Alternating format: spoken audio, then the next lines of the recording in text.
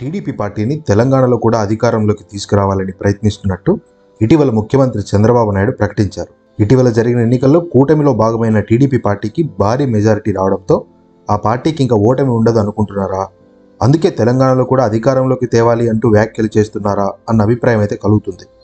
ఆంధ్రప్రదేశ్ రాష్ట్రం విడిపోయిన తర్వాత ఏ పార్టీ కూడా వరుసగా రెండోసారి అధికారంలోకి రాలేకపోతున్నారు. గతంలో వైఎస్ఆర్సీపీ పార్టీకి 150 సీట్లు వచ్చినప్పటికీ ఈ ఎన్నికల్లో 11 సీట్లకు మాత్రమే పరిమితం అవ్వడం చూసాం. అంతకుముందు ఎన్నికల్లో టీడీపీ 23 సీట్లకు మాత్రమే పరిమితం అవ్వడం కూడా చూసాం.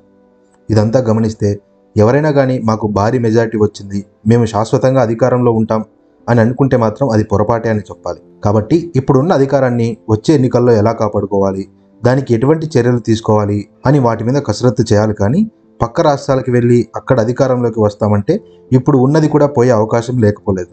తెలంగాణలో కూడా కేసీఆర్ ముఖ్యమంత్రిగా ఉన్నప్పుడు మహారాష్ట్రలో పార్టీని బలోపేతం చేస్తాం, నేషనల్ ఫ్రంట్ స్థాపించి కేంద్రంలో కూడా అధికారంలోకి వస్తామంటూ మాట్లాడేవారు. కానీ ఇప్పుడు రాష్ట్రంలోనే అధికారం పోయింది. అంతేకాకుండా మొన్న జరిగిన పార్లమెంట్ ఎన్నికల్లో ఒక్క సీటు కూడా రాలేదు. ఇవన్నీ చంద్రబాబు నాయుడు గారికి కనపడటం లేదా కనిపించినా కూడా మనం అలా అవ్వం, మనకు భారీ మెజారిటీ వచ్చింది అనుకుంటున్నారా అన్న ప్రశ్న అయితే వ్యక్తమవుతుంది. ముఖ్యమంత్రి చంద్రబాబు నాయుడు గారు ఇక్కడ మర్చిపోతుంది ఏంటంటే వైఎస్ఆర్సీపీకి 11 సీట్లు మాత్రమే వచ్చినప్పటికీ 40% ఓటింగ్ వచ్చింది. కూటమి మొత్తానికి 55% ఓటింగ్ వచ్చింది.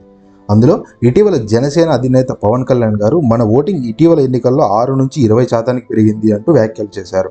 కూటమి 55%లో 20% పోతే 35%, అందులో బీజేపీ ఓటింగ్ కూడా ఉంది.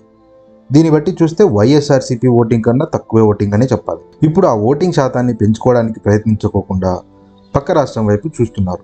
గతంలో చంద్రబాబు నాయుడు ముఖ్యమంత్రిగా ఉన్నప్పుడు కూడా ఇలానే తెలంగాణలో కూడా పార్టీని బలోపేతం చేస్తామంటూ ప్రకటించారు. కానీ అది అప్పుడు ఆచరణకు రాలేదు. ఇప్పుడు కూడా అలానే అంటున్నారు. ప్రస్తుతానికి కార్యకర్తలకు, పార్టీ నాయకులకు ఈ మాటలు తీయగానే ఉంటాయి.